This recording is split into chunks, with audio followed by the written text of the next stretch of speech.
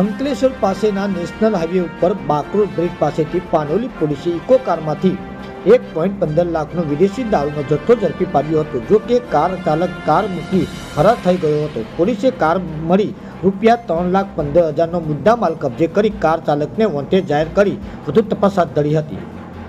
Police સૂત્રે માહિતી મુજબ Panoli police મથકનો staff વાહન ચેકિંગમાં હતો। તે દરમિયાન સુરત તરફથી નેશનલ હાઈવે ઉપરથી વિદેશી દારૂનો જથ્થો ભરેલી ઇકો કાર અંકલેશ્વર તરફ આવી રહી હોવાની માહિતી મળી હતી।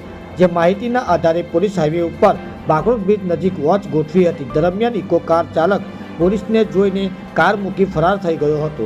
પોલીસે કારમાંથી તલાશી લેતા વિદેશી દારૂનો જથ્થો મળી આવ્યો હતો અને 1,15,000ની કિંમતના વિદેશી દારૂનો 884 નંગ બોટલ અને 2 લાખની ઇકો કાર મળી કુલ રૂપિયા 3,15,000નો મુદ્દામાલ કબજે કરી ઇકો કાર ચાલકને વોન્ટેડ જાહેર કરી તેની વિરુદ્ધ ગુનો નોંધી વધુ તપાસ હાથ ધરી હતી।